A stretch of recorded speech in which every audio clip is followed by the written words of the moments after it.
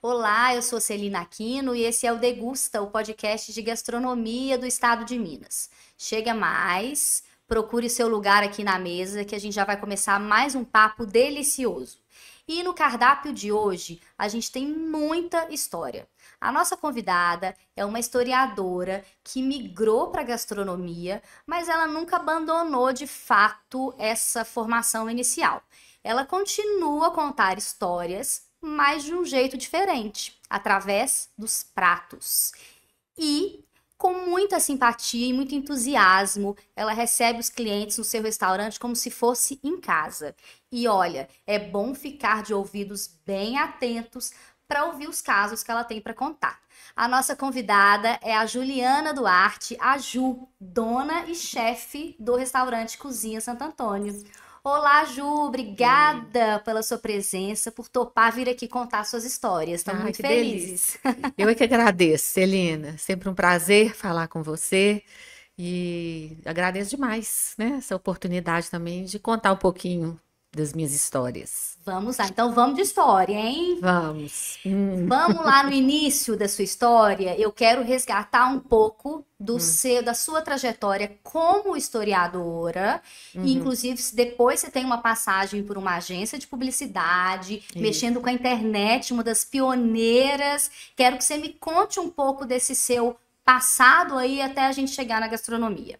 tá certo. Bom, então, eu sou de uma família que eu gosto de dizer assim, que é uma família de pessoas gulosas, né? E de muitos encontros em volta da mesa. Então, assim, né, eu acho que eu fui criada num ambiente, né, em que isso, que a comida sempre teve presente e muita conversa, muito caso, né? Então, acho que isso tudo que foi me alimentando aí ao longo dos anos e deu no que deu, E né? é uma família mineira, Uma né? família mineira, Tá. né? Nós somos daqui de Belo Horizonte mesmo, né? Meus avós vieram para cá, novos, né? Minha avó veio para cá na mudança da capital. Ah, que legal. Então, ela é bem antiga, né, aqui. Uhum. Então, e a nossa família é daqui. Né? Tá. Eu não tenho muito essa ligação com o interior, né? Embora ao longo da vida tenham tido passagens dos meus antepassados pela zona da mata, onde também a gente tem raízes, né, familiares do lado do meu pai. Mas a família toda é daqui de Belo Horizonte mesmo. Então, fui criada aqui na capital. Tive muito contato com pessoas do interior, né? Eu morei ali no Prado, então ali tinha gente da região de Pitangui, que eu tinha uma vizinha que cozinhava super bem, então que acho que ela também tem uma influência na minha história, né? E na minha casa também. Então, assim, a comida sempre foi um assunto, né, na minha vida. Tá. E a história, eu fico pensando assim, na hora que eu começo a falar, eu fico pensando que eu sou uma pessoa de paixões, né? Ah, Então, eu me apaixonei pela história na época do colégio. Eu tive professores de história muito bons, né? E aí estava vivendo aí uma época, né, do início da abertura, né, na década de 80. Então, a história me ajudou muito a entender o mundo, né? Assim, os professores falavam muito e o Brasil vivendo também uma situação muito particular. Então, eu gostei daquele jeito de explicar as coisas, né? legal. Do que estava acontecendo e tal, por meio da história.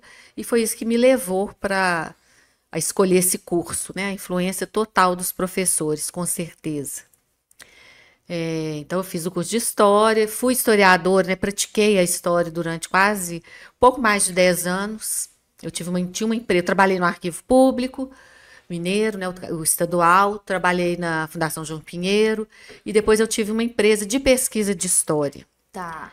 que eu fazia pesquisa de História para empresas, para exposições, documentários, então eu fiz trabalhos muito legais nessa área também. E aí, ali mais ou menos nos anos 2000, com a chegada da internet comercial ao Brasil, aí eu também me encantei pela Olha internet, que né? legal. Pelas possibilidades que a internet trazia, né? Porque eu era de uma época em que a gente tinha aqueles arquivos, né? Fichinhas. Então, assim, ou você organizava uma documentação por data ou por assunto, você não tinha como cruzar dados. Então, quando veio assim, o avanço, né, da tecnologia, da internet, CD-ROM, né, aquela possibilidade de você navegar pela informação, aquele me deixou apaixonada, né? E aí foi quando eu resolvi fazer uma pós-graduação na área de gestão de tecnologia. Acabei migrando. E fiquei por 19 anos numa agência, na Lápis Raro, né? E eu fui para lá para organizar a área digital e fiquei por lá esse tempo todo, né? Fiz um trabalho também com muito gosto e adorei esse tempo, né? Acho que aprendi muita coisa lá também. Mas a gastronomia ficava aqui assim, né? Sabe? Nunca Me te deixou. chamando, né? Me deixando. E eu sempre gostei muito.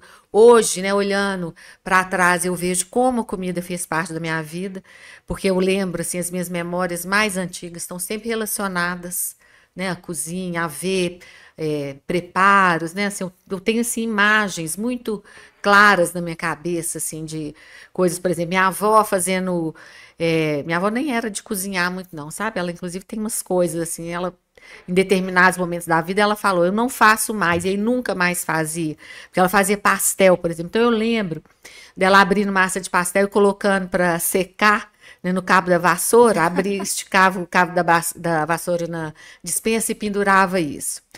Até que um dia, um noivo da minha irmã comeu tanto pastel que ela falou: não vou mais fazer pastel. Gente, Nunca mais fez pastel. não fez mesmo. Não, não.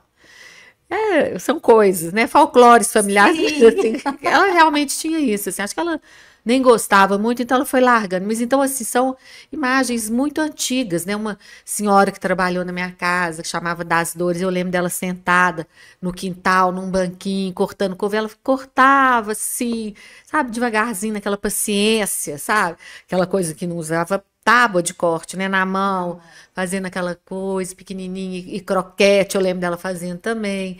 Lembro de eu subindo num banquinho, vendo minha mãe fazendo coisas. Então, assim, são as imagens, né, que hoje eu olhando para trás eu vejo como que, né, assim, que isso tudo fez parte da minha vida e que sempre ficou ali em algum lugar, né? E depois, quando você cresceu, ficou adulta, mesmo trabalhando em outras áreas, você sempre cozinhava. Sempre cozinhava, né? Assim, é uma coisa assim, né? Na época que eu era adolescente, por exemplo, a minha casa era um lugar também que eu sempre reunia amigos para fazer coisas, né? Eu cozinhava, explorava receitas, gostava de novidades, né? Então ia pesquisar, não tinha nos livros, né? Sim. E meu pai também, eu acho que ele tem uma responsabilidade grande na minha história com a comida, porque ele era um guloso mesmo e muito novidadeiro, né? Então, tudo que aparecia de novidade, ele comprava. Então, lançava livro de culinária dessas mulheres, né? Que eu tenho assim, até um encantamento com essas senhoras que publicaram livros aí na década de 70, né?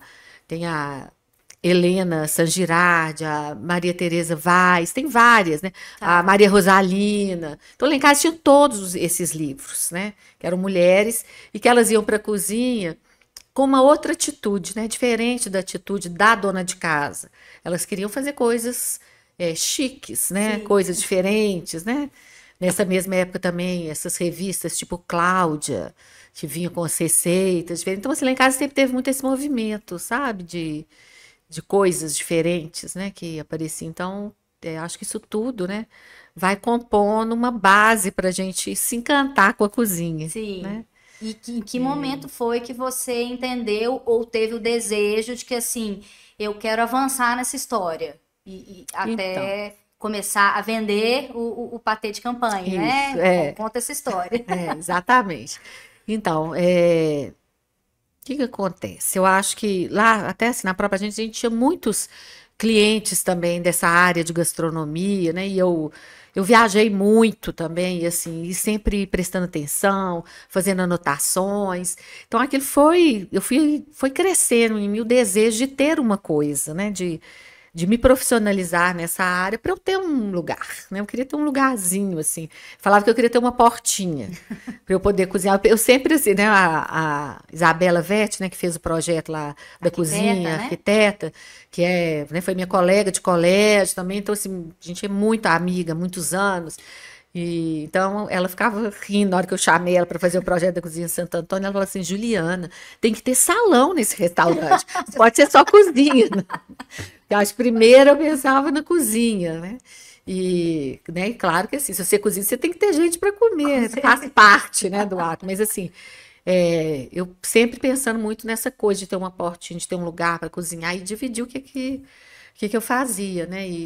Porque minha casa também não suportava mais, né? Os filhos, marido, todo mundo o dia inteiro, cheiro de comida dentro de casa, bagunça, porque eu ficava fazendo tudo lá, né? Então foi dando essa necessidade, né? Mas eu Tá. também fui estudar, né? Eu acho que isso também foi muito importante para mim, eu ter me preparado, né, para me tornar uma cozinheira profissionalmente, né? Pra abraçar essa profissão. Porque não é só Porque gostar não. de cozinhar, né? É muito mais que Exatamente. isso, Muito né? mais. Você vender cozinha Sim, é uma responsabilidade muito grande, né? Você tem que ter muito, assim, tem uma logística também, né? Que você tem que seguir, né? Você pode fazer. Eu acho que eu, lá na Cozinha Santo Antônio, a gente tem muito o nosso jeito de fazer as coisas, porque eu não trabalhei em restaurante, né? Eu fiz 2 estágios com a Agnes, né, na Casa Cor, nos restaurantes da Casa Cor, com ela, que foi um grande aprendizado, legal. né? Outro dia até ela falou assim: você não foi minha estagiária, não, você foi minha chefe. Eu falei assim: Agnes, você Ah, tá doida, né? Porque eu era sua estagiária, assim. Mas ela foi uma pessoa muito generosa, né? E me acolheu também, e né, a gente sempre se deu muito bem. Eu fiz aula com ela também um tempo. Mas eu não tive aquele aprendizado de cozinha, né?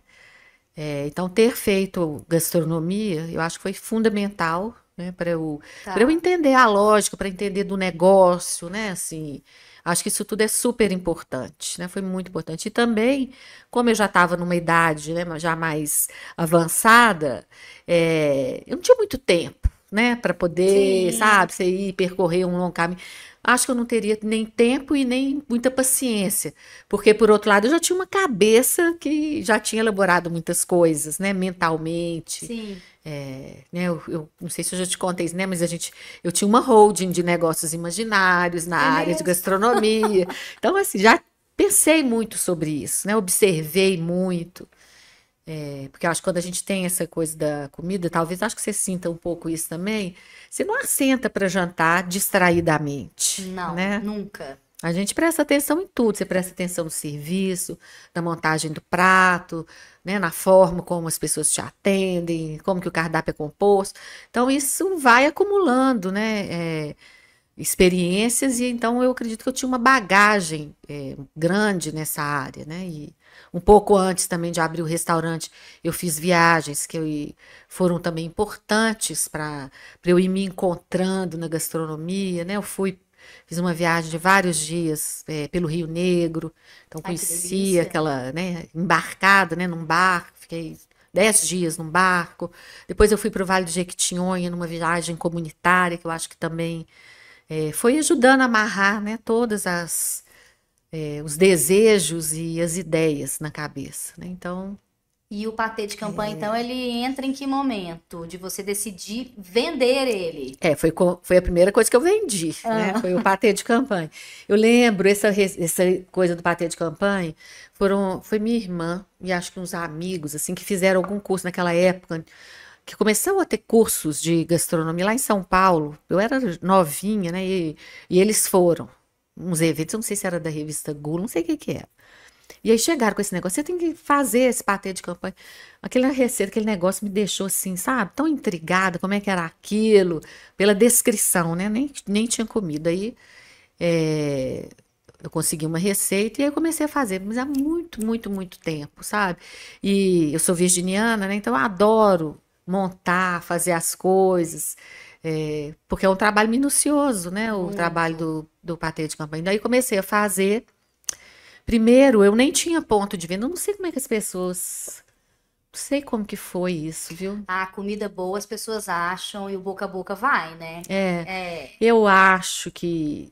Porque foi antes, porque eu tive uma época que eu participava das feiras frescas, participava das edições lá na Vila 211, e lá eu levava o patê para vender. Tá. Eu não sei, acho que foi uma coisa meio de boca a boca mesmo. As pessoas assim encomendavam, eu levava em festa. E aí, por que você não faz para vender? Foi uma história assim, né? E não tinha muito aqui em Belo Horizonte para Sim. comprar, né? E aí eu fui me aperfeiçoando, né, nas técnicas. Quando eu fui fazer o curso de gastronomia também, eu aprendi várias coisas que eu acho que melhoraram, né, o meu trabalho. A técnica, né, assim, de você trabalhar com temperatura, sabe? Tanto a temperatura Sim. fria enquanto você está fazendo, depois acompanhar a temperatura interna para achar o ponto de assar. Então, né, você vai aperfeiçoando, né, o coisa. Então, é um preparo que eu adoro fazer até hoje, só eu que faço. Ah, Não ninguém adianta, mais da assim, cozinha ninguém faz. mais faz. Pode reclamar que eu tô sendo centralizadora, pode fazer o que quer, mas assim, é uma coisa que eu adoro fazer, então eu não quero deixar de Chega a ser uma fazer, né? coisa terapêutica, Sim, assim? demais, né? E é uma coisa assim que eu tenho já uma proporção exata, né, das carnes, porque eu faço uma mistura, né, de cortes diferentes do porco, né? Então, Tá. mas às vezes o porco tá com mais gordura, com menos gordura. Então você tem que colocar a mão, sabe? Para você achar, né? O jeito também de montar, porque não pode entrar ar para ele ficar assim bonitinho, prensadinho, né?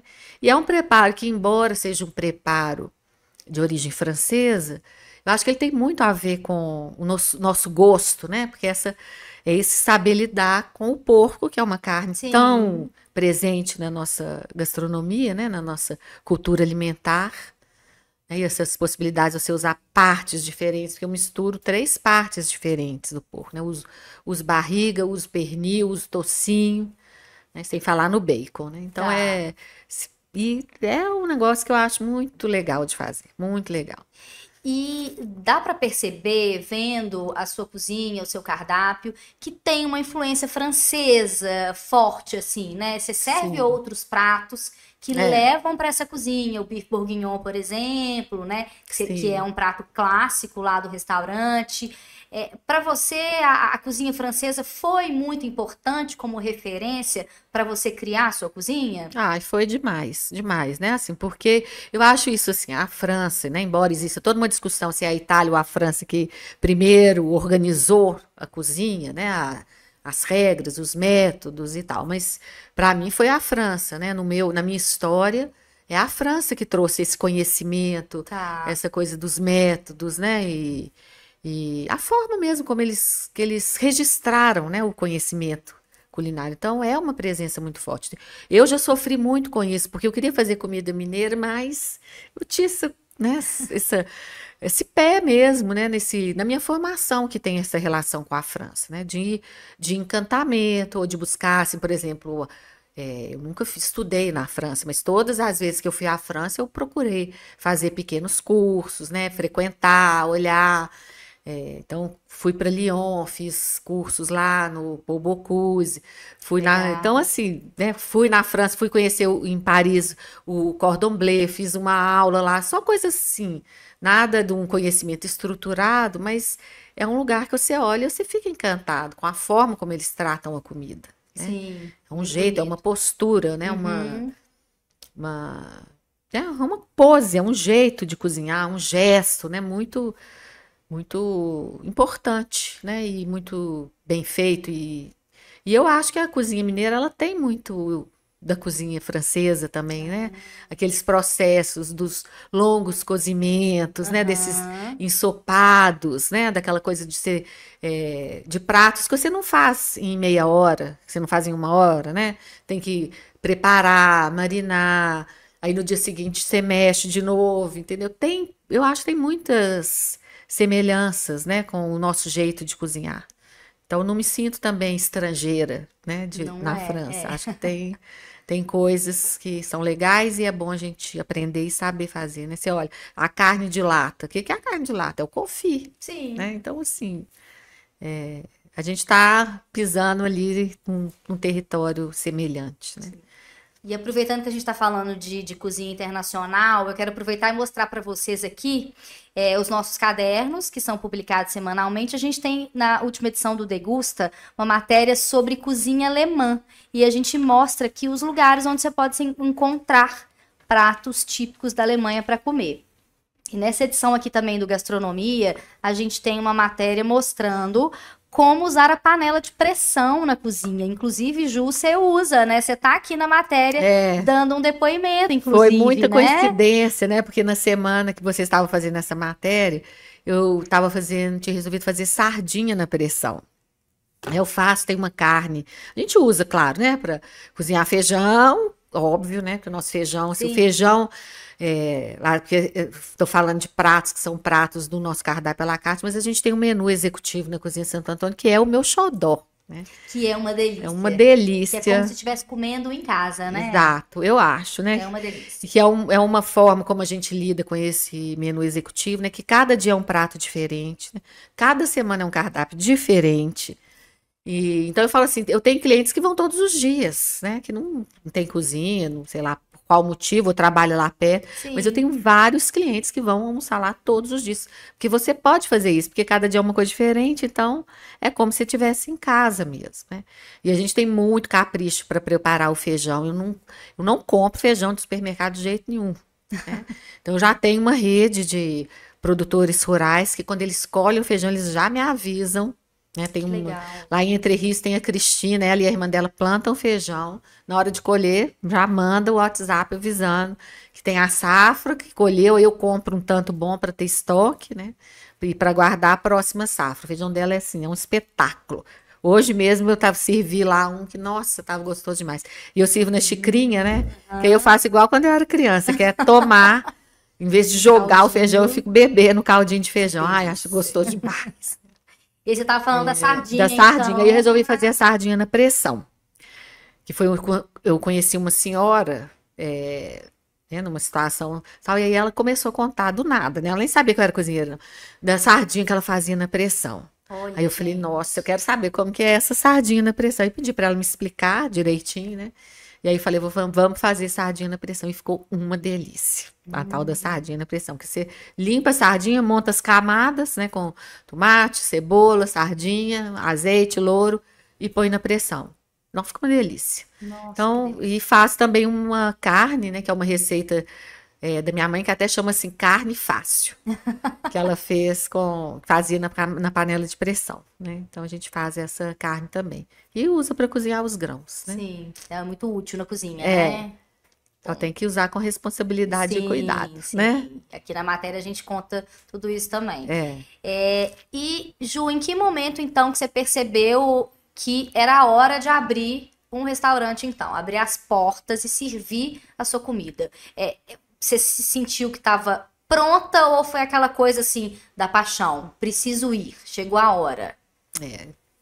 Eu vou ter que confessar que foi uma coisa de paixão, né? Assim, quando eu comecei a fazer o curso, né, é, eu falo assim, né, que eu comecei a ter sintomas físicos de paixão pela cozinha, né? Eu gostava tanto do que eu estava vivendo, mas tanto.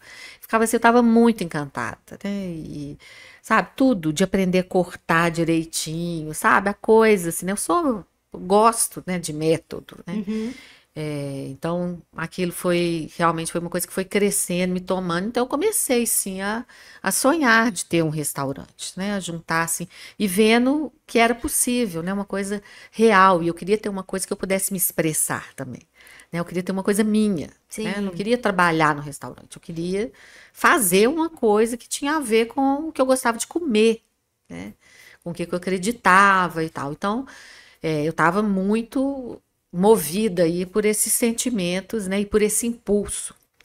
E aconteceu né, eu moro no bairro Santo Antônio também, e aí um dia eu vi lá esse imóvel onde é hoje a plaquinha do aluga-se, né, e que eu não pretendia abrir o restaurante logo depois que eu formei, né, porque eu formei em agosto, aí também eu planejei a minha saída da agência, né, eu sim. decidi no início do ano, fiquei até o meio do ano, e a ideia era ficar 6 meses assentando as ideias, né, assentando os conhecimentos, porque como eu trabalhava e estudava, o negócio era muito embolado também, né, então eu pensei, agora eu quero ficar um tempo assim.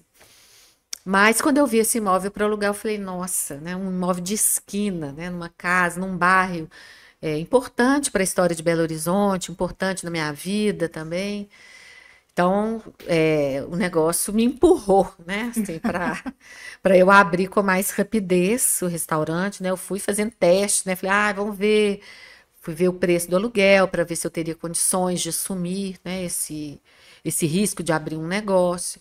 Aí o valor do aluguel era um valor que eu dava, que eu achei que eu dava conta. Eu falei assim, nem que eu venda só patê de campanha, que eu vou dar conta de pagar Uhum. esse aluguel, né? Fiz esse teste, aí falei, não, pode. Depois olhei, entrei lá dentro com o empreiteiro para a gente ver se tinha o piso antigo, né? Que eu queria que tivesse, porque aí era menos também um custo de obra. Aí tinha o piso antigo. Então, eu falei, gente, não tem jeito, vou ter que É, abrir tá esse perfeito. restaurante. Está tudo indo, caminhando para esse lugar mesmo, né? Então, E o imóvel tem uma importância na história da gastronomia do bairro, né? sim, demais, né? Porque foi uma mercearia, depois foi o Salsa Parrilha, né? Que era muito conhecido também como Bar da Tânia, que foi um bar que, né, assim, a minha geração toda frequentou esse bar, era um lugar legal também. E depois ficou fechado muito tempo, né? Acho que deve ter ficado fechado quase uns 3 anos. Não foi muito tempo. E aí teve um sacolão horrível lá, horrível mesmo, assim, que detonou com o imóvel, tanto que quando eu peguei lá, assim, tava bem mal cuidado, né? E aí foi isso. Então, eu acho que eu tenho um cliente que eu achei muito lindo, assim, um dia ele chegou lá e falou assim, você devolveu a dignidade para essa esquina. Ah, que Então, assim, lindo eu achei ouvir isso muito isso. legal, Muito né? E legal. a escolha do nome também tem a ver com eu estar no bairro, né? Porque quando eu frequentava feiras, fazia esse outro tipo de venda, eu tinha uma marquinha que era da Ju, comida boa. Mas na hora que eu abri o restaurante, eu falei assim, eu não quero que chame da Ju, porque eu não quero, primeiro que eu não quero que esse restaurante seja só meu, né? Eu quero que as Sim. pessoas também tenham um sentimento de pertencimento com esse lugar, né? Acho que tem a ver com isso que você falou aí no início, de você chegar e você se sentir à vontade, né? Sim. Então, o nome tem que estar aberto a isso, né? Porque da Ju é totalmente proprietário, né? Então, Vira um restaurante do bairro, né? é um restaurante do bairro.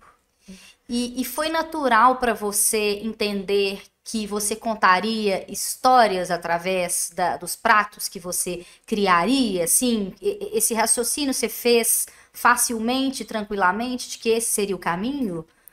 Foi muito tranquilamente, foi sem eu perceber, Celina. Não foi Tá, uma coisa intencional, tá. sabe? O que foi intencional foi eu retomar a minha relação com a história, né? Que durante o curso de gastronomia eu tive esse entendimento que cozinhar em Minas Gerais, para mim, né, pressupõe conhecer a história da nossa alimentação, né? Porque nós somos um estado que, para nós, a comida é identidade, né? Faz parte da nossa identidade, né? Que a gente se reconhece pela nossa comida e somos reconhecidos pela nossa comida. Então, isso é uma coisa muito forte, né?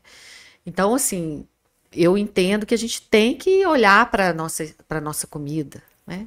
E não olhar com um olhar nostálgico, né? Mesmo que em alguns momentos venha uma Uhum. nostalgia, mas a gente tem que trazer isso para o dia de hoje, né? Fazer uma. Não gosto da palavra releitura, mas eu acho que é trazer, né? A tradição tem a ver com transmissão e ela tem que estar conectada com o tempo presente, né? Então a gente tem que fazer esse ir e vir aí o tempo inteiro e também olhar para frente, né? Então, mas foi uma coisa muito natural, assim, muito, muito natural. Eu não planejei que eu ia fazer isso, sabe? Tá. Mas foi vindo, né? Assim, Tava dentro de você mesmo, era o né? meu jeito de pensar, o meu Sim. jeito de olhar para a comida e o meu jeito de me inspirar, né? Porque foi o prato por exemplo, o primeiro, eu não lembro se foi o ensaio para freira ou se foi o Minha Vida que eu fiz primeiro. Eu acho que foi o Minha Vida de Menino, né? Que foi um livro que foi muito importante na minha história, né? Que é o Diário de Helena Morley, né? Que é uma menina que viveu no século XIX em Diamantina. E esse livro que me conectava com o interior de Minas, né? Porque eu falei, eu não tinha avó no interior, né? Minhas avós, na verdade, assim, elas mal cozinhavam. A mãe do meu pai nunca vi ela cozinhar. Ela, né, explicava como que cozinhava. Tem a empadinha da vovó Marocas, que é a receita dela. Mas eu a conheci, ela já estava mais velha, então eu nunca vi ela cozinhando, né? Mas ela era uma senhorinha, assim, muito delicada, sabe? Muito frágil, né? Assim, muito bonitinha ela. E ela, com certeza, ensinou para minha mãe, que me ensinou, né? Mas eu não tinha o interior, né? Não tinha essa imagem idílica de vó, né? E esse livro que me conectou com a vida no interior, a vida na fazenda.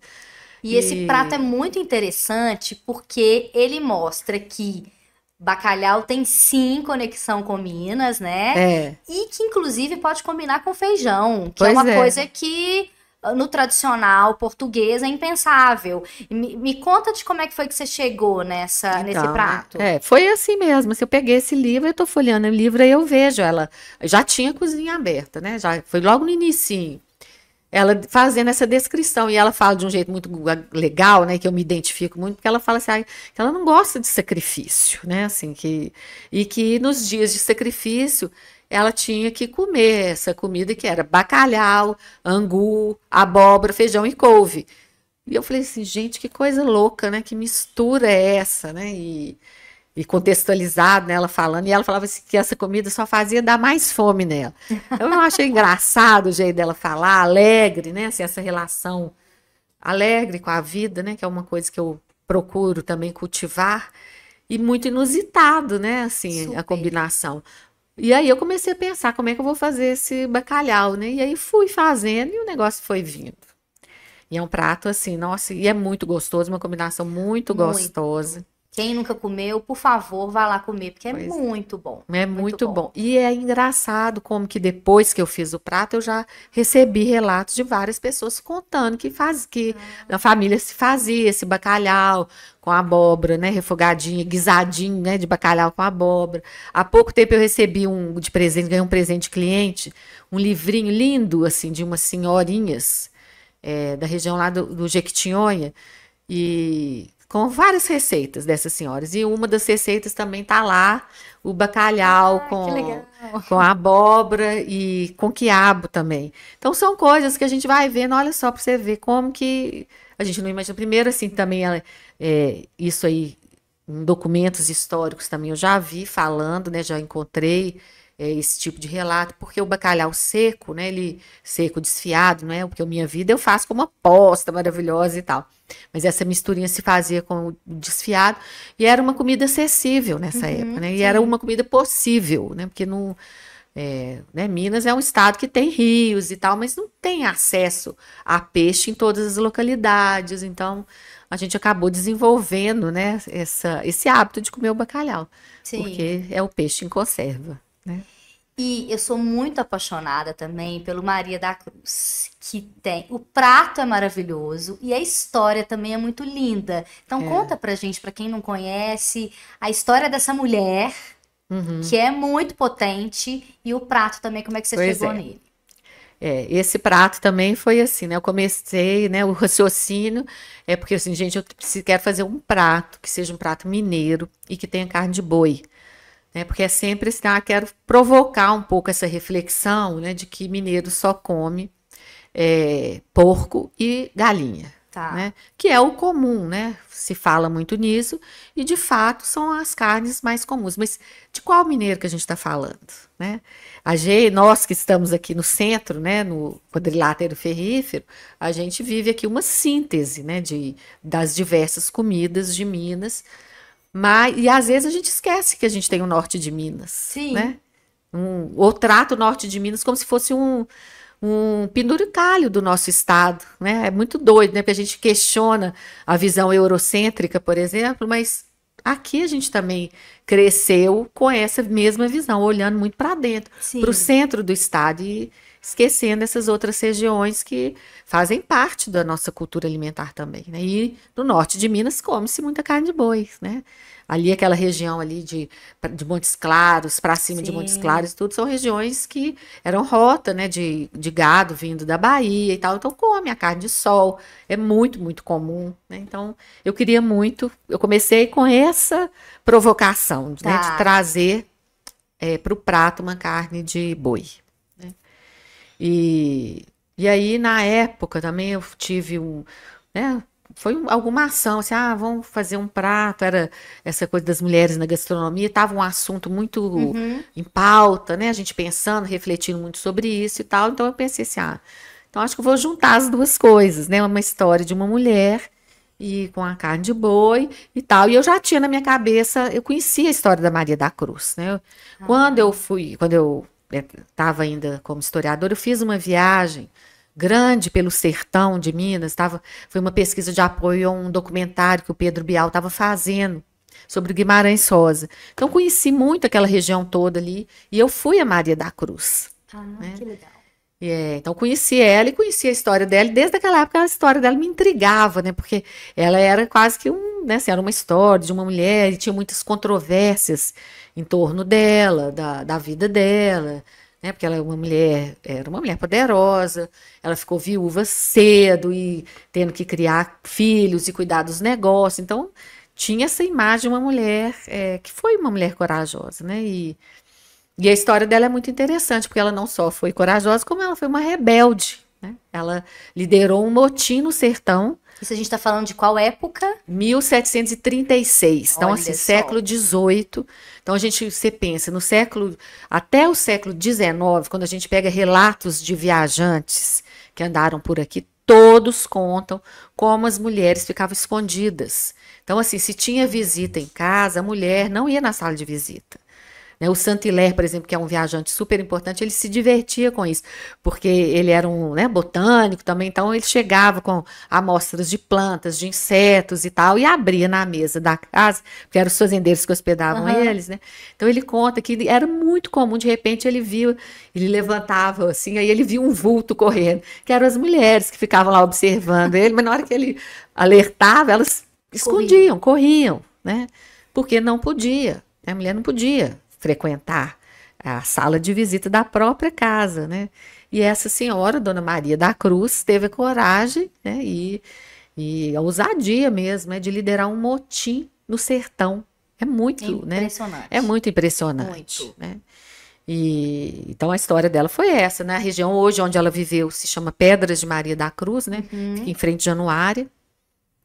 Ela acabou sendo presa, né? Ele até meio assim, né? Fizeram armar uma casinha de caboclo para ela, porque falaram que ia para São Romão, que é pertinho, né? Que ia até São Romão, mas que era só para ela dar um depoimento, não sei o quê. Só que quando chegou em São Romão, não deixaram ela nem desembarcar.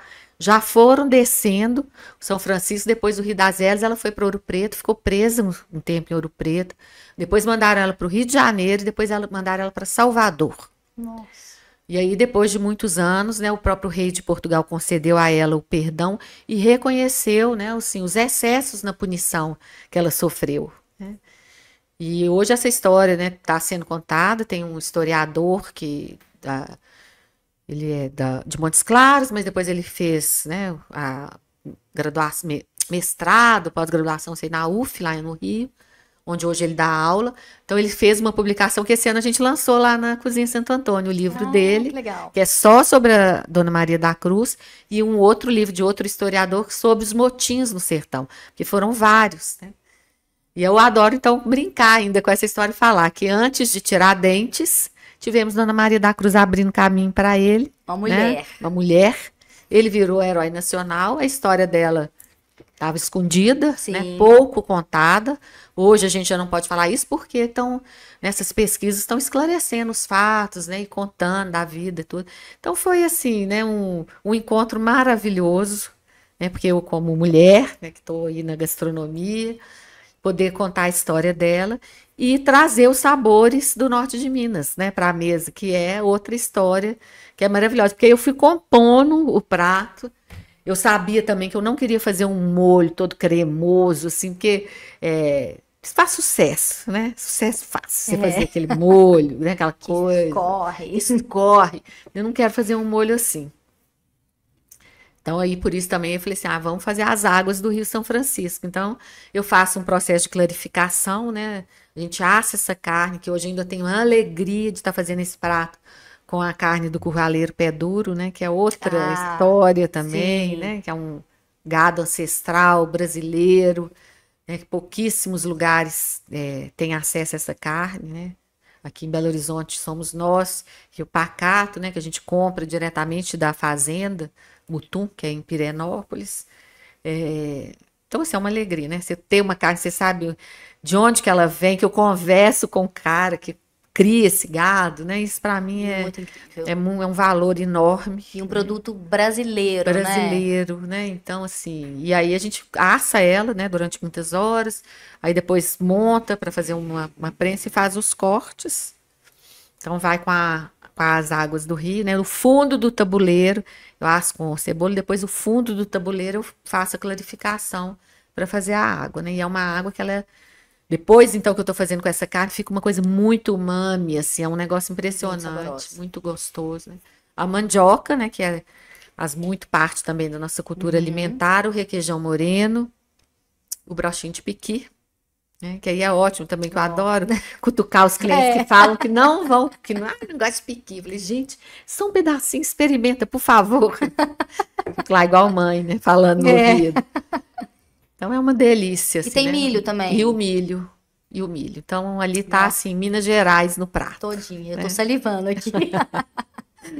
Ai. E o Eduardo Frieiro, você já pesquisava ele antes do restaurante ou foi depois que você conheceu e se interessou? E hoje você é uma grande pesquisadora da obra dele, né? Sim. Como é que foi que você encontrou o Frieiro? Então, eu já conhecia, né, assim, já conhecia o frieiro e tal, mas quando eu comecei a fazer o curso de gastronomia, que eu falei, gente, eu vou ter que estudar a história aí, né, eu falei assim, então acho que eu vou ter que fazer um mestrado em história, inventei essa moda, né, E com o e, restaurante, né, não né? tinha noção de nada do que vinha por aí, mas eu comecei a pensar, né, como que eu poderia estudar a nossa comida. E aí pensei em estudar o livro, né, o Feijão, Angu e Couve. Isso foi durante o curso, né, que eu pensei nisso e tal. Mas estava ainda sem saber, né, qual que seria mesmo o tema. E aí mais uma das coincidências da minha vida, né, que aí eu fui num evento, num lançamento de um livro, nada a ver, tinha um amigo meu aqui, ele me chamou para ir com ele nesse lançamento de um livro de história, né, um outro historiador. Aí nós fomos. E aí lá eu reencontrei um professor meu de faculdade, que é o professor Caio Bosque. Aí fui conversar com o Caio, falei, Caio, tô com vontade de voltar para a história, tô pensando em fazer uma pesquisa sobre a nossa comida e tal, pensei de estudar o livro do Frieiro e tal. Aí ele abre a mala dele e tira um documento e me mostra o documento. E o documento, o que que era? Uma carta do Frieiro, um documento mesmo, né, do Frieiro, doando o acervo dele e a biblioteca dele para a Academia Mineira de Letras. Você Gente, não acredito. acredita nisso? Eu fico Não assim acredito. chocada como que isso foi acontecer, assim, porque do nada, né? Do nada eu Universo. estava ainda fazendo gastronomia, porque foi lá no BDMG perto, eu estudava na UNA, né? Lá perto da UNA, eu fui lá rapidinho e tal. Olha bem, assim, que loucura, né? O que que ele Impressionante. estava fazendo com esse papel dentro da pasta dele? Né? Porque ele trabalhava na academia. Não sei se ele é acadêmico, tenho dúvida, mas acho que é, né? E sei lá, porque ele estava com esse documento, porque eles estavam começando a organizar o acervo. Aí ele falou assim: tá aqui, me deu. Me deu, não, né? Me mostrou o Sim, papel. Aí eu falei: então tá resolvido. é isso que eu vou É isso que eu vou fazer. fazer. E o acervo do Frieiro é maravilhoso. Realmente, esse é um acervo riquíssimo. É muito interessante, porque antes de eu começar a minha pesquisa, eu perguntei, né, assim, lá para quem estava organizando, por uma outra professora que também havia consultado o acervo, se tinha muita coisa de comida lá e tal. Ela, nossa, não lembro, acho que não tem. E tudo. Aí, na hora que eu comecei a ler as cartas, eu fui achando um tanto de coisa. É realmente, assim, um trabalho de garimpo, né? Uhum. Mas que eu acho que você trabalhar com essa documentação epistolar e tal, é isso mesmo, é ali no, né, assim, vai aparecendo no cotidiano pequenos trechinhos, comentários, observações e tal sobre a comida. Então, eu fui achando um tesouro mesmo, né? Eu fiz, por exemplo, eu Nossa. refiz toda a trajetória da pesquisa até o lançamento do livro por meio de cartas, né? Dele Olha que legal. contando uma coisa aqui, uma coisa, outra coisa ali. Eu fui achando ele contando tudo, inclusive o lançamento do livro. Né? Que dia que foi Gente. lançado, aonde foi lançado, tudo pelas cartas. Então, assim, é uma delícia a documentação. E até hoje ele me surpreende, sabe? Essa madrugada mesmo eu sabia, assim, que ele teve a primeira edição em 66, aí a segunda edição, que é da Itatiaia de 84, não sei se é 84 ou 82, agora me confundi. E recentemente a terceira edição. Tá. E eu já sabia que na segunda edição tinha assim escrito, tinha uma foto da capa da primeira edição escrito com ementas para a nova edição.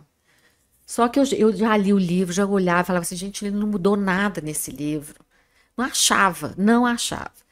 Apesar de ter isso escrito. E aí eu falava assim, gente, ele na década, quando perto desse lançamento, ele já estava enxergando muito pouco. Eu falava assim, ele não mudou, ele não estava nem enxergando direito mais. Não mudou, não mudou. E pronto, tive isso. tava assim, né? Porque eu estou finalizando a minha dissertação de mestrado. Então, para mim, ele não tinha feito nenhuma mudança. Pois ontem eu fui e peguei a terceira edição. Eu fiquei com o livro, que eu uso mesmo, é a segunda, estava no meu quarto, eu fiquei com preguiça de ir lá buscar. Peguei a terceira edição, que eu detesto, porque eu acho ela muito mal feita, as letras exprimidas, né? E o Freire foi um tipógrafo, ele tinha o maior cuidado com a parte gráfica e tal. Peguei a terceira edição de bobeira, aí eu olho lá uma nota de rodapé, eu falei assim, gente, que nota, essa nota tá tão completa, eu não lembro disso. Porque tem um outro caso também, que é é muito. Eu vou Muita história, vamos lá. Porque ele fala do Câmara Cascudo, ele faz uma citação do Câmara Cascudo. E eu sei por cartas que o Câmara Cascudo, quando já tinha terminado a história da alimentação brasileira, né, que é um clássico da história da nossa comida, ele já tinha terminado, não tinha ainda editado, mas já estava entregue à editora. Foi quando ele recebeu a primeira edição do Feijão, Angu e Couve. Então, eu sabia que o Freire não tinha lido a história da alimentação, porque não tinha, né? Não estava publicado, então não tinha nada. E aí, então, eu já tinha essa história. E aí, essa nota é como uma referência do Câmara Cascudo. Então, eu falei assim, mas esse negócio tá estranho. Pois aí, peguei a primeira edição, aí tá lá. 5 anos que eu estou mexendo nesses livros e eu procurando a mudança no texto. O que ele tinha acrescentado? Não estava no texto. Não estava no texto, eram nas notas de rodapé. Eu fui ver e fez várias notas de rodapé ao longo do livro. E eu não tinha, o negócio estava na minha cara e eu não tinha achado, né? Você já achei essa madrugada. Já concluiu a tese? Não. Não. Então você vai conseguir eu vou ter que acrescentar isso. Eu já tinha favor. Graças a Deus, né? Porque senão seria um erro da minha parte. E o negócio na minha cara, né? Então, o trabalho de pesquisa tem isso, né? Que é muito gostoso também, assim, que às vezes as coisas estão ali, você não tá percebendo, e aí um dia, nessa madrugada, tudo clareou. E você tem muito um prato lá que homenageia o Frieiro, né? Sim, Qual que é esse prato? Esse prato é o ensaio para Eduardo Frieiro. Tá. Que, claro, tem feijão, angu e couve, né? E aí eu acrescentei o frango, né? Então é uma coxa, uma sobrecoxa, com um molhinho especial que a gente faz. E aí eu sirvo com angu, né? Angu de milho crioulo. A gente trabalha também não trabalho com frango caipira, mas com um frango orgânico. E aí tem a couve. O feijão, eu fiz um crocante de feijão também, para ficar diferente. Quiabo. Né? Fui acrescentando outros elementos. Tá. Né? E do nada também acrescentei uma pipoca. Porque um dia tinha uma cozinheira lá, falou um negócio, aí eu falei assim, pipoca? Aí ela, não, Juliana, você tá doida? Aí eu falei, gente, olha que ideia legal, vamos colocar pipoca nesse prato. Fica divertido, né? Aí foi uma pipoquinha. Delícia. Ó, vamos fazer uma pausa rapidinho, eu vou chamar o Simval Espírito Santo, ele é chefe e professor de gastronomia do Centro Universitário UNA, e ele vai contar pra gente os lugares onde ele gosta de ir para comer e beber em BH. Simval, conta pra gente quais são as suas dicas. Oi pessoal do Degusta, tudo bem? Eu sou o Simval Espírito Santo, sou professor de gastronomia, chefe de cozinha da Tibo Cucina. Eu vim aqui dar algumas dicas para vocês de lugares que eu gosto de sair para comer. Bom, o primeiro lugar que eu vou indicar é um lugar que eu fui recentemente tomar um café da manhã maravilhoso, que tem uma super valorização da nossa cozinha brasileira, especialmente mineira, que foi o café da manhã do 31. Foi um dia muito especial, além da questão de eu ter um ex-aluno querido lá chefiando a cozinha, que é o Emanuel, e a Ana Gabriela, que tem um trabalho primoroso de curadoria de queijos, biscoitos e quitandas, tipicamente mineiras. Foi um dia super agradável, com um trabalho que eu acho que realmente vale todo mundo conhecer. Outro lugar que eu adoro ir, agora já partindo também para questão de memórias afetivas, eu adoro o Grande Muralha. É um restaurante chinês super tradicional, que eu acho que é um restaurante que talvez eu tenha ido mais vezes na minha vida toda. Eu adoro comer um filé com satay, comer um gyoza. É um restaurante de família, eu acho que vale a pena a gente conhecer também, e eu trago de lá memórias de uma vida inteira. Eu adoro também o Café Palhares, no centro da cidade. É um lugar carregado de história, sentar naquele balcão, comer um caol de geminha mole, conversar com o André, escutar as histórias do pessoal que trabalha lá há 20, 30 anos. Realmente eu acho que é um pedaço da nossa cidade preservado ali no centro da cidade. Por último, para não deixar esse vídeo muito longo, eu também queria dizer sobre o filé à parmegiana do Postinho Orion. É uma delícia. É uma coisa de doido você sair de madrugada ou à noitinha e chegar lá e comer aquele filé à parmegiana crocante. Acho que é isso, né? Em termos gerais, assim, essa cidade nossa é riquíssima. Tem boteco, tem restaurante sofisticado, não que esses não sejam, de menu degustação. Enfim, vale a pena a gente sair para prestigiar a nossa cultura gastronômica de Belo Horizonte. Um abraço para vocês. Obrigada, Simval, pelas dicas. E já vou emendar aqui com a Ju. Ju, me conta, para onde que você gosta de ir quando você quer comer e beber aqui em BH? Nossa, ó, essa pergunta, ela sempre me aperta um pouquinho, né? Mas vamos lá, acho que o primeiro lugar é o Mercado Central. Né? O Mercado Central, assim, é muito importante, né? Assim, eu acho que na hora que você pisa lá, o próprio cheiro do mercado já te inspira, né? E lá a gente tem de tudo, né? Tem aquele bolo de fubá lá do Sabiá, para mim, aquilo é uma delícia. E quando dá a sorte dele tá quentinho, então aí é tudo perfeito. De bom, né? Pão de queijo lá também é muito gostoso, né? O cafezinho. Eu adoro também, claro, o fígado com jiló, que eu, particularmente, acho mais gostoso do Rei do Torresmo. Lá tem um fígado de jiló mais gostoso demais, além do torresmo, né? Maravilhoso. E fora sair andando, né? Experimentando todas as coisas, né? Eu tinha muito esse hábito de ir domingo de manhã para lá, nem tomava café, porque aí a gente ia, né? Beliscando. Deixa eu experimentar isso. Ia provando de tudo. Então, acho que o Mercado Central é um lugar muito importante. Ótimo. Né, para a gente comer aqui. Eu gosto muito do Sushinaka também. Acho que tem uma história aqui em Belo Horizonte. A comida japonesa, mas uma história longa aqui.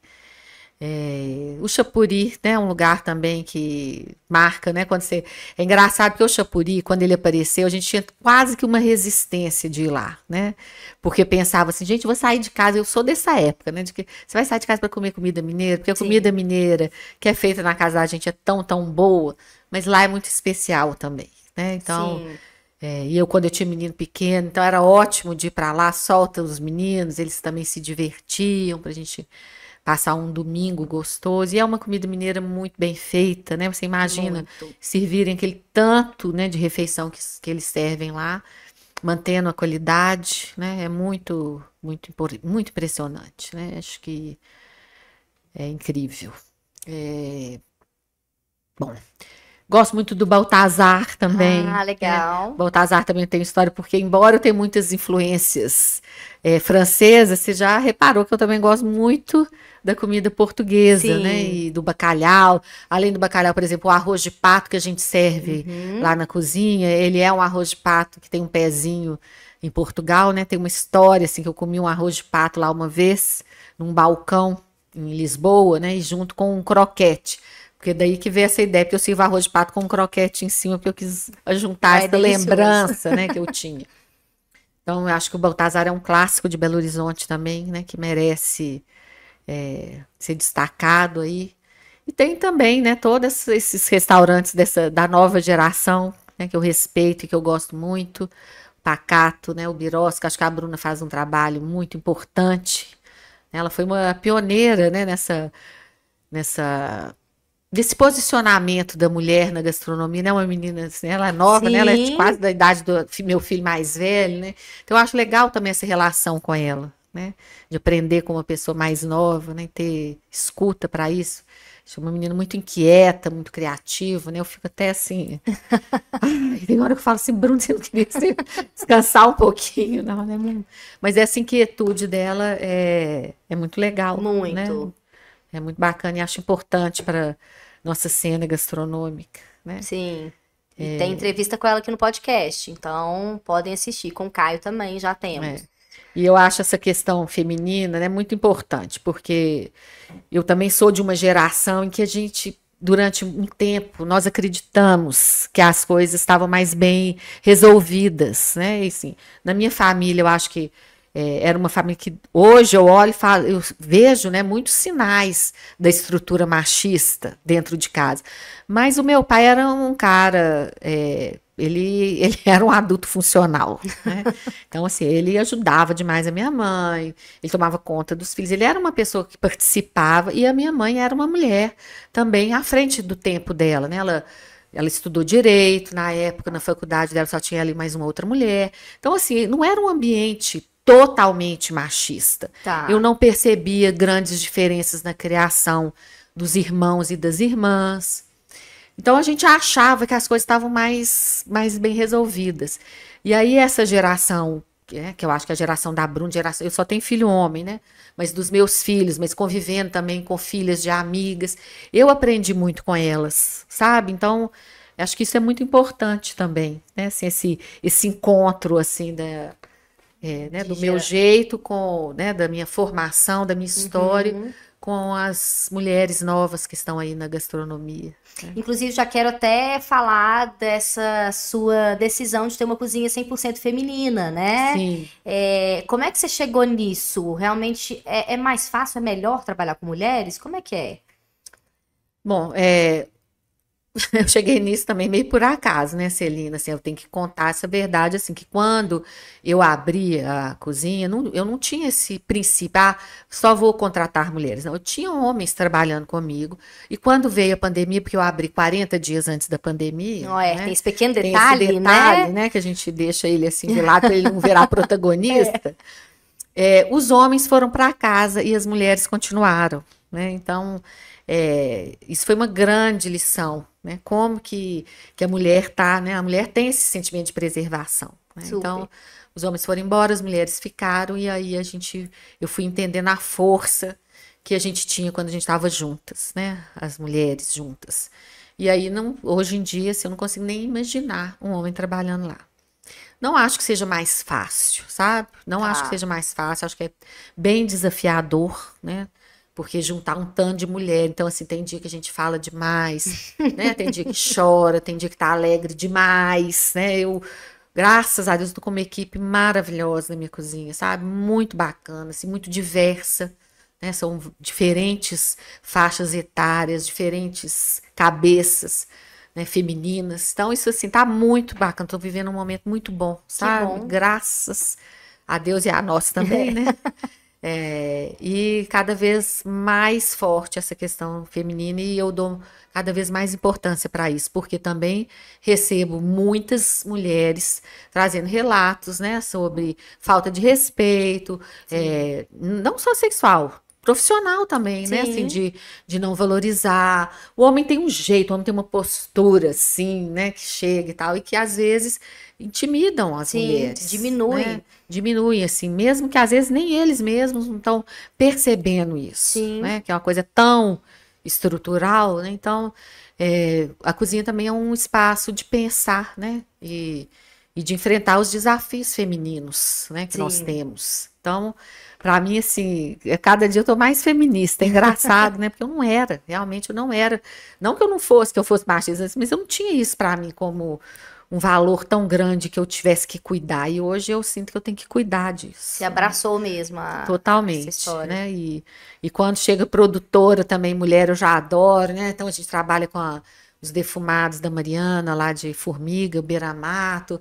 Eu tenho muitas agricultoras, né? Tem a Cristina do Feijão, tem as meninas lá que me mandam mangarito também, todo ano, quando tá na safra. Lá em Jaboticatubas, né? A principal interlocução nossa é com a Dacne, que é uma mulher agricultora, que inclusive essa semana nós vamos começar a ter feirinha lá na cozinha. Ah, que legal! Toda quinta-feira, entre 10 e 2 horas da tarde. E quem está à frente dessa feira é uma mulher também. Muito legal. Então a gente parece que a gente vai se encontrando, e se encaixando e, né, formando uma força. Sim.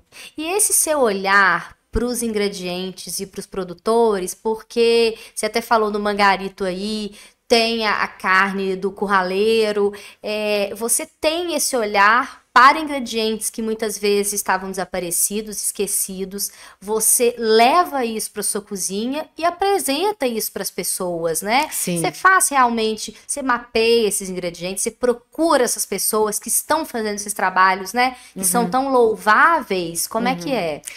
Procuro demais, e assim, no início, né, eu acho que isso era uma tarefa mais difícil e dependia muito mais de mim, né, de ir atrás, de ir identificando, é algo que eu trouxe, assim, já da minha história, porque quando eu me tornei mãe, eu comecei a me preocupar com o que eu estava colocando no prato para os meus filhos comerem, né? Então, a primeira mulher que apareceu na minha vida, né, a primeira agricultora, foi a Ilma Correia, né? Ah, sim. Então, assim, eu ia na casa dela, na casa do pai dela, no quintal da casa do pai dela, ali na Avenida do Contorno.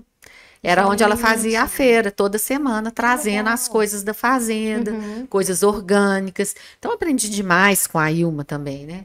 Depois veio a Yara, que gente, esqueci o nome do...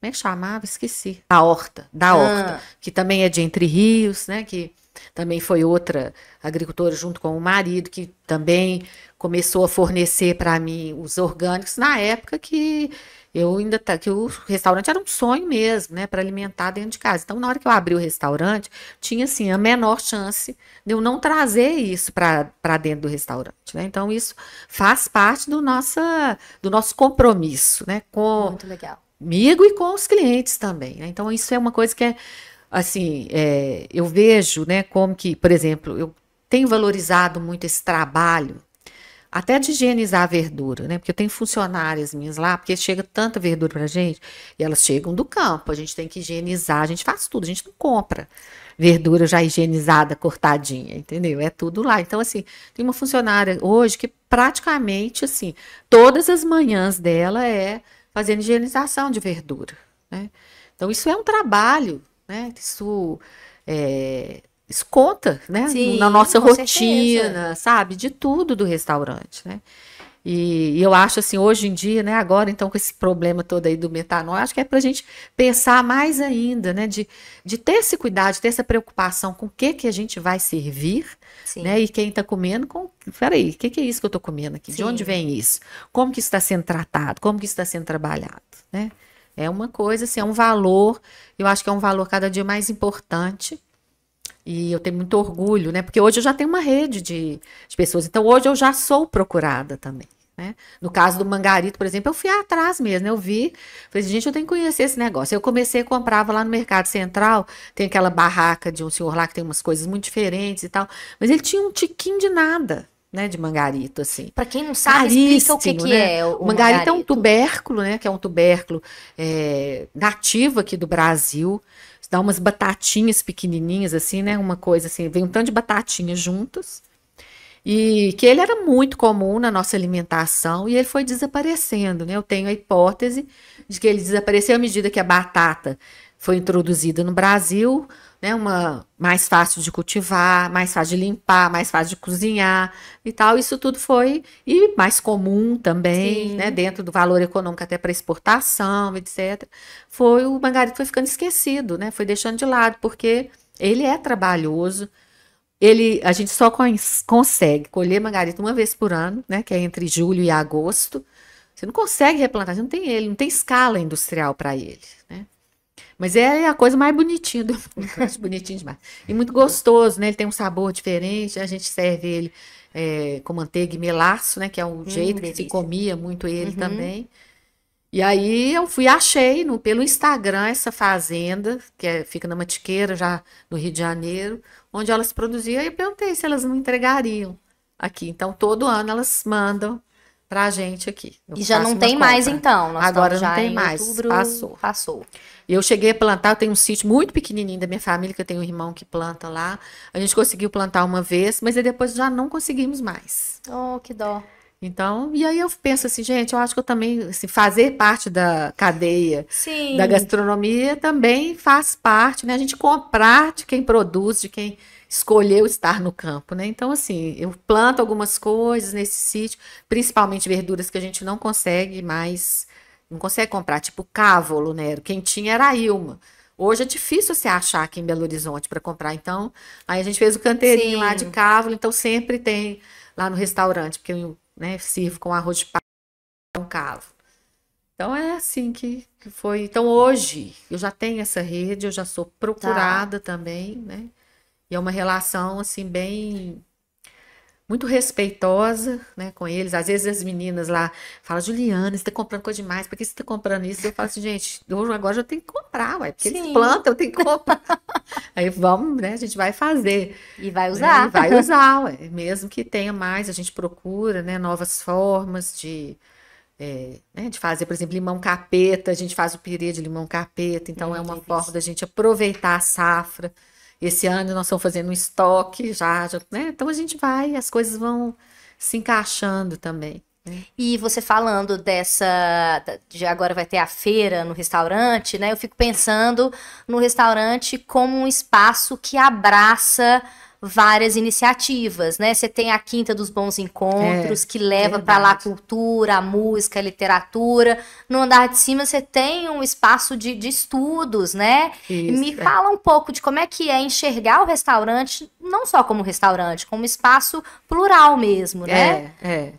Isso é muito legal, né? Eu acho que, assim, que tem também muito a ver com a minha história, com a minha cabeça, né? E com esse desejo de ocupar vários lugares, né? Então, lá em cima a gente tem né, uma biblioteca e agora a gente abriga o Tutu, que é um grupo de estudos sobre as práticas alimentares, né, da UFMG.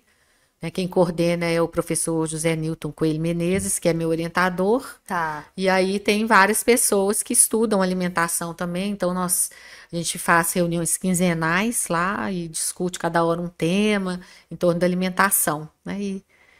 E aí virou um lugar também, assim, é muito legal. Agora eu tenho uma irmã minha também que está fazendo encontros para leituras de cartas lá. Olha que legal. Então vai, né, assim, e tem o puxadinho, né? Então, assim, eu tenho mesmo. vários puxadinhos na realidade, né? Tem o puxadinho, que é o nosso bar de Que é o quintal. bar, aham. E o tutu é um tipo de puxadinho também. Agora tem a feira, então a gente Sim, vai juntando tudo.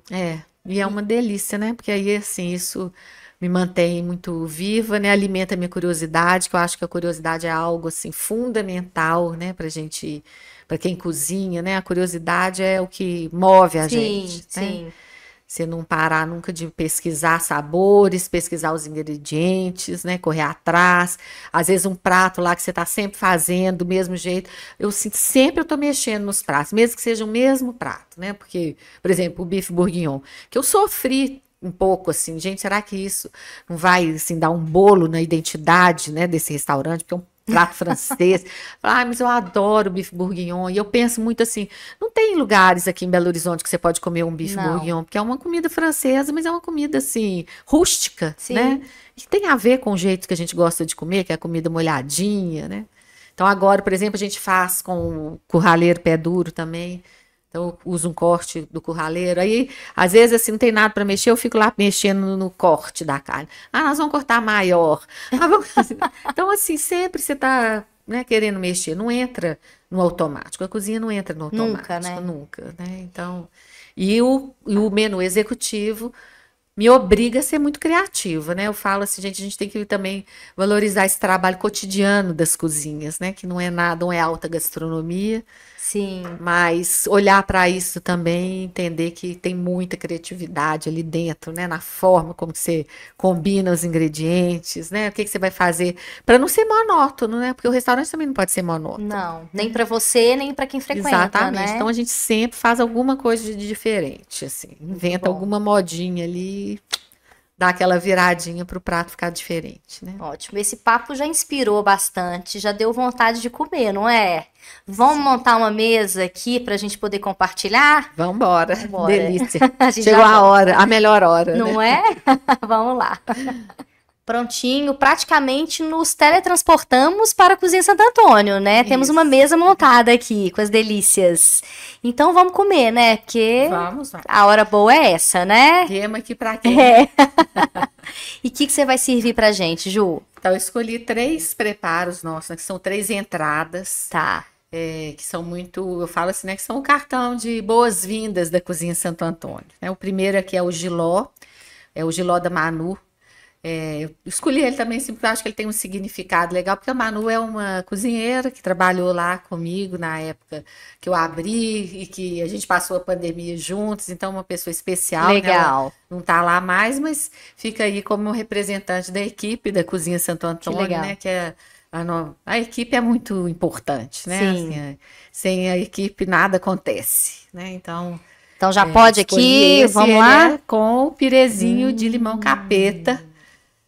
Eu adoro falar limão capeta. É nosso. É nosso, né? O nosso jeito de falar, que a gente foi criado ouvindo, né? Um limão esquecido também, né? Mas agora está até sendo recuperado, né? Mas se anda pelo interior, às vezes eles não valorizam, né? O limão capeta e ele é muito saboroso. Muito, né? gente. Dá Muito gostoso. um toquezinho, uma acidez maravilhosa, né? É. E jiló, pra quem não gosta de jiló, o que a gente fala, gente? Gente, Assim, experimenta, por favor. muito bom, Dê uma né? chance pro Giló. Porque o Giló, a gente trata ele Olha. muito bem, então ele não vem com aquele amargor tão forte, né? Ele já tá Nada. amaciado e o cítrico, né, do pirê de limão, ele combate o amargor também, né? Então dá uma combinação gostosa e muito agradável.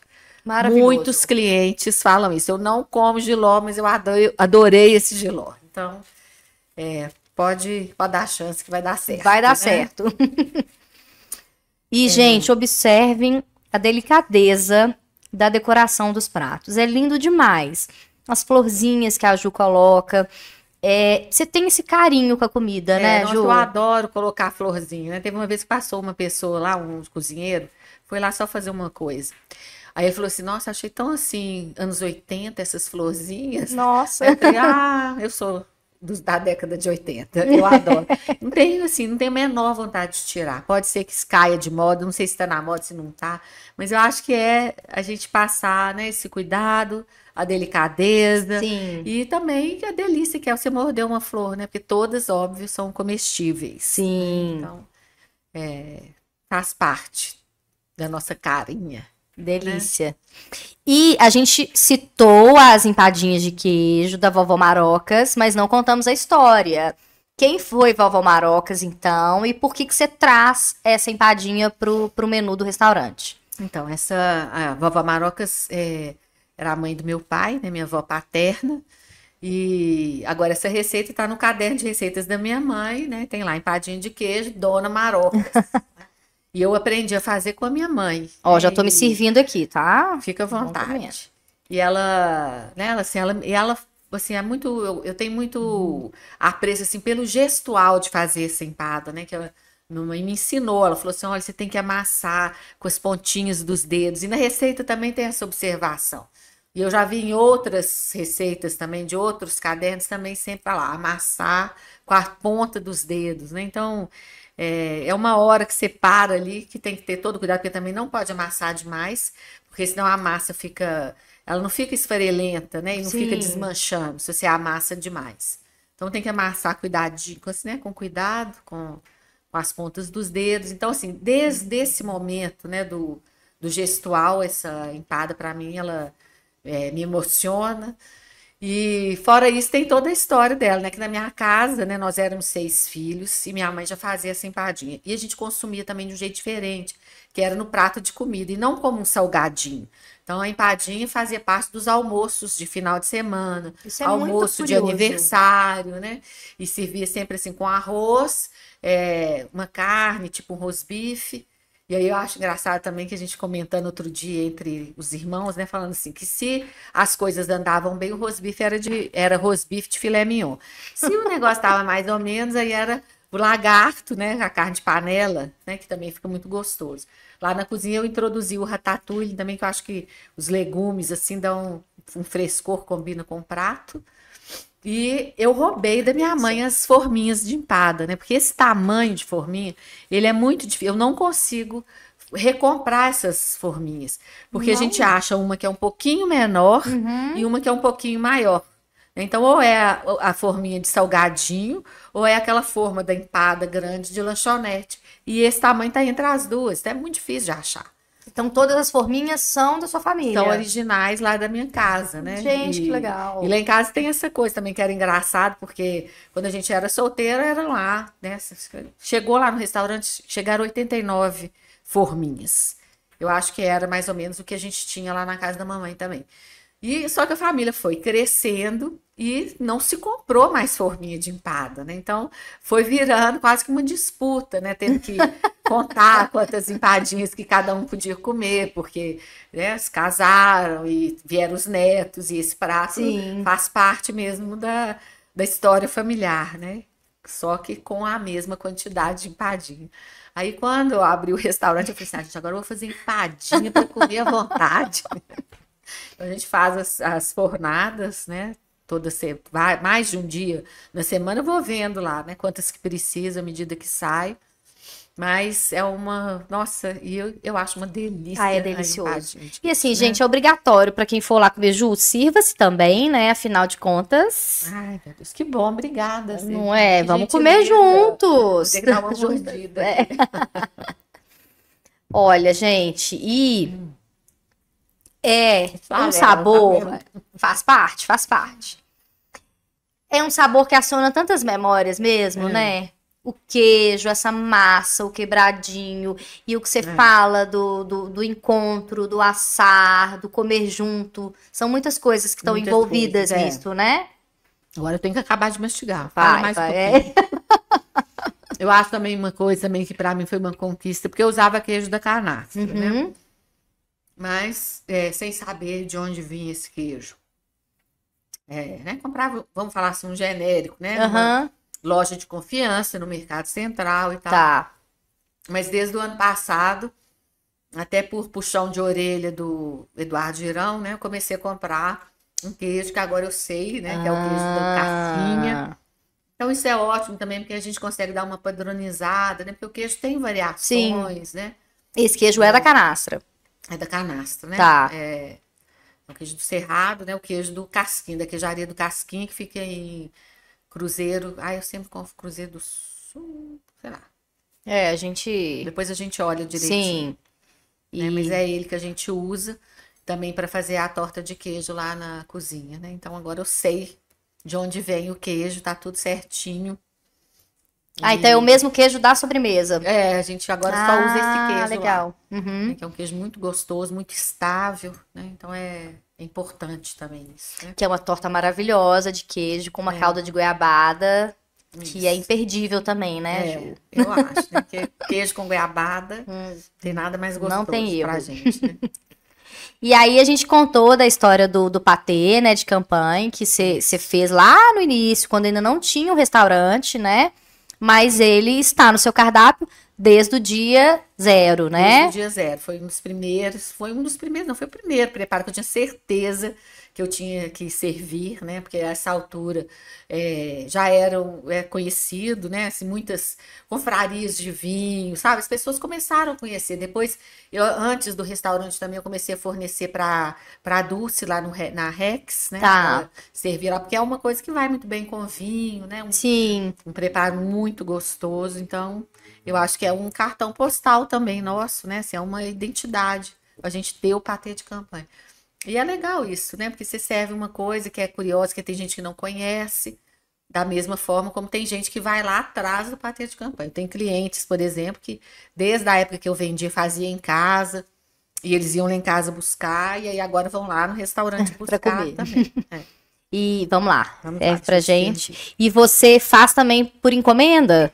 Faço por encomenda também, Tá. né? Muita gente faz e eu uso aqui o bacon lá da Mariana Beira-Mato. Tá. Então, assim, que eu acho que também contribui demais para o sabor, né? Porque ela é assada, né? Numa temperatura sob controle e envolto nesse bacon, né? Então, é uma carne... O bacon também ajuda na conservação. Eu gosto de servir com geleia de frutas vermelhas, Sim. que a Vamos gente colocar também um pouquinho. faz. Deixa eu passar para você, que aí você serve aí. A gente faz lá na cozinha também. E a conserva de cebola, que eu acho que é assim, o picles, né? O docinho, vai tudo Delícia. contrastando bem com o sabor da carne. Sirva-se também, Ju. E hoje eu ponho também fígado de pato. Sim. Então, além das três partes do porco que você falou, ainda tem o pato. Coloco também uns pedacinhos de lombinho defumado. E aí a gente vai mudando, né? Assim, vai experimentando mudanças, mas essas estão sempre presentes.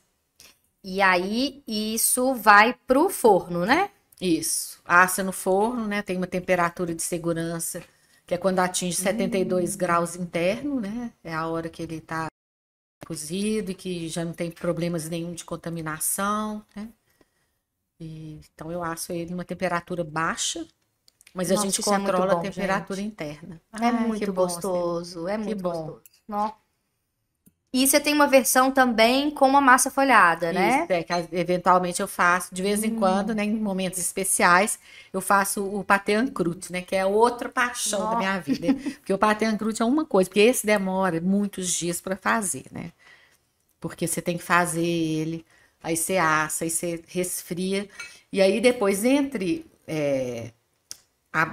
a gente chama isso de farce, né, a parte da carne, e a massa dá um espaço, né, depois que assa, Tá. né, porque a carne murcha, Uhum. então fica um espaço que a gente preenche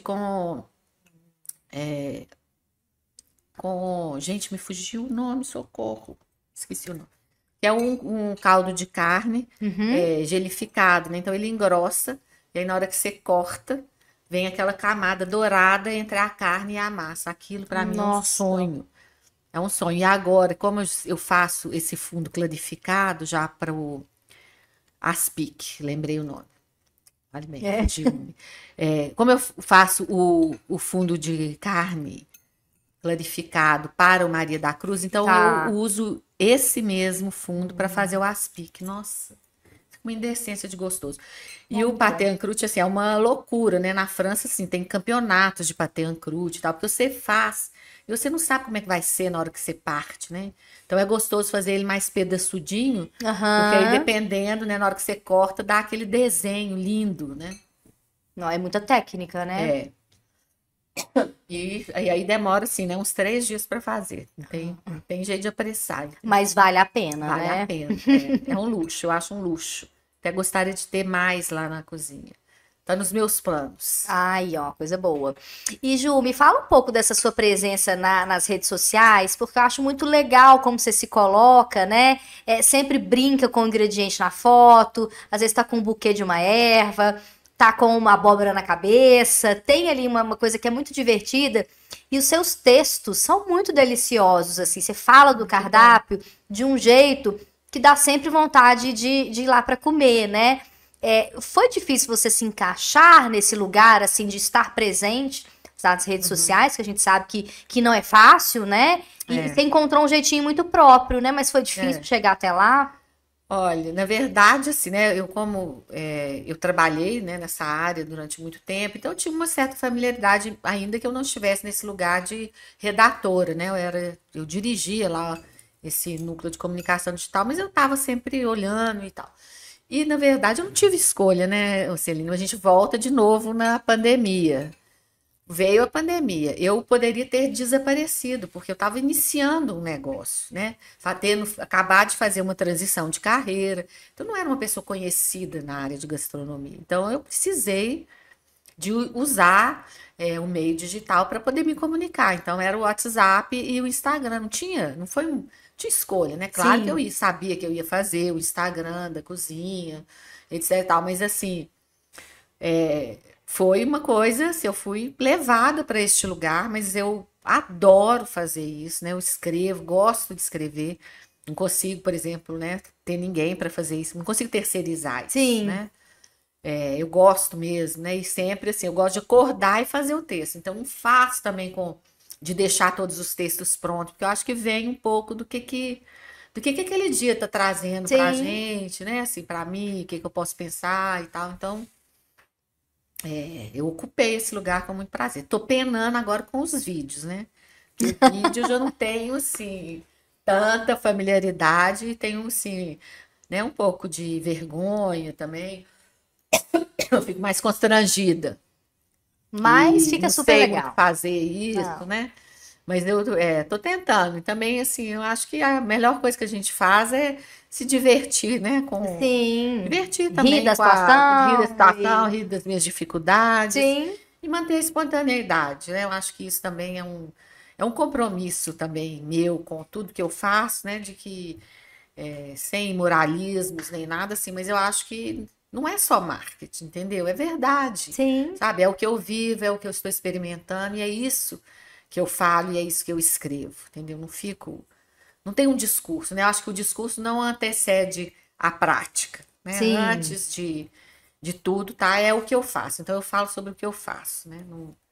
Não tem uma regra, né? Não tem um caminho que eu estou perseguindo e eu vou fazer assim, vou falar assim porque eu quero isso. porque eu quero passar isso. Não, é espontâneo, é Legal. natural. Assim. E além da feira que você vai começar a fazer lá, que mais que a gente pode esperar de novidades? O que você está planejando? Então, eu tô trazendo agora também os pratos fora do cardápio para o final de semana, né? Que eu senti assim. Porque nos dias de semana tem sempre tanta coisa diferente. Cada dia que a pessoa chega lá, ela acha uma coisa diferente. Sim. E então eu comecei a sentir falta de ter isso também nos finais de semana, né? Já tem um tempo que eu tô ruminando isso. E agora eu tô assumindo com mais compromisso de ter sempre alguma coisa diferente, né? E pra gente que cozinha também é muito legal, né? Sim. Agora, então nós estamos com essa temporada que eu não sei, tô definindo se vai ficar 15 dias, se vai ficar um mês, ou se vai toda semana, a gente troca, mas é isso, é o que a gente está com vontade de cozinhar naquele momento, né? Então agora nós estamos com um prato que é uma sobrecoxa de pato confitada, que eu sirvo com Que delícia. peras e com chicória, né? Que a chicória também tem uma história, porque eu não gostava de chicória. E meu irmão, que é quem planta lá no sítio, né, levou aquele tanto de chicória. E eu, ai, meu Deus, chicória é muito amarga, às vezes o povo não gosta. Aí, a última vez que ele foi lá levar as verduras, uma cozinheira contou para ele que eu não gostava de chicória. Aí ele fez aquela carinha de triste. Ficou arrasado, né? Porque ele tava levando chicória. Eu falei assim: ah, então tá, então nós vamos fazer Vamos chicória. criar um prato com chicória. Aí eu fui, grelhei a chicória, estamos servindo com o pato, ficou maravilhoso. Porque, primeiro, assim, que ela nem é tão amarga assim. E aí, um pouquinho desse amargo com o pato e com a pera combinou, ficou lindo e delicioso. Estamos também servindo uma outra coisa que tá uma delícia, que é um prato exótico, né? Que é o timo. Ah, Eu sim. adoro servir, né? Timo, ridevor, como que quiser falar, né? Que é uma coisa que eu também Boleiras. comi. Na França, a primeira vez que eu comi esse negócio, eu fiquei estarrecida, que eu não entendi o que que era o negócio, né? Porque o timo, ele tem uma textura diferente, um gosto diferente, porque ele não tem a ver com o fígado, não tem a ver com ela, não tem nada. É uma glândula, mas ela é muito diferente, né? E eu comi isso num dia de um aniversário meu, na região lá da Provence, né? E aí o garçom ainda explicou que era a glândula da felicidade. Aí eu, ai, que delícia, né? Tudo que eu quero. E aí eu tô conseguindo comprar, né? Então tenho, e eu tô servindo, eu já servia há mais tempo, mas aí agora eu tô servindo com uma cevadinha cremosa com couve, sabe? Assim, né? A couve desmancha, como se fosse. O creme é um creme de Tá. couve, com isso e com conserva de limão siciliano. Nossa, mas tá maravilhoso, né? E o time ele fica crocantinho, assim, e o limão entrou, nossa, ficou uma coisa perfeita. E é diferente, né? Então acho que para os curiosos vale muito a pena experimentar. Nossa, já quero ir lá para experimentar. E ainda o chorizo do curraleiro pé duro, porque eu só tinha acesso às carnes, né? Que antigamente a gente chamava de segunda, mas que eu aprendi com um açougueiro, que era vizinho meu lá no Prado, né? Que ele falava que as carnes mais gostosas são essas carnes. Não é filé mignon, não é contrafilé, não são essas carnes, é as outras, né?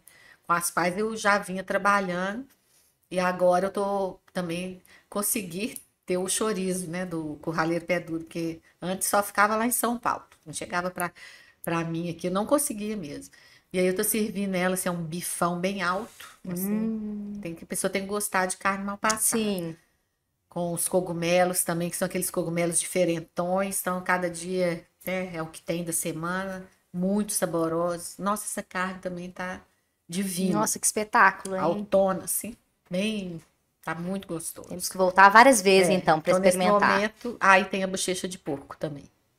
Que essa, né, já tem um tempinho, já tem uns 2 meses que eu tô fazendo, mas não entrou no cardápio, porque às vezes a gente não consegue comprar, não tem a bochecha de porco, né? Então eu sirvo ela com pimenta cambuci e molho de pitanga também, que é um sonho, porque eu amo pitanga. E eu custei a conseguir fazer um molho que conservasse mesmo o sabor da pitanga, né? Porque a gente usa polpa, mas eu cheguei num ponto assim que eu tô muito feliz com ele. Então, nós estamos com esses 4 pratos que devem ficar até o final de outubro. Tá. E aí já tem que ir pensando qual vai ser o próximo, né? E ter assim, mas agora a gente tem essa opção também, porque eu não consigo tirar nenhum prato do cardápio. Então, Nem por isso, queremos. nossa, eu não quero tirar, gente. Não tô esse Não. negócio de mudar o cardápio de 3 em 3 meses, eu não dou conta, que eu fico apegada. A gente também. E como porque os pratos contam histórias. Então, Sim, tem muito sentido eles estarem ali. Então, eu não consigo tirar. com certeza. Ótimo. Então, eu inventei o fora do cardápio. E Muito resolve bom.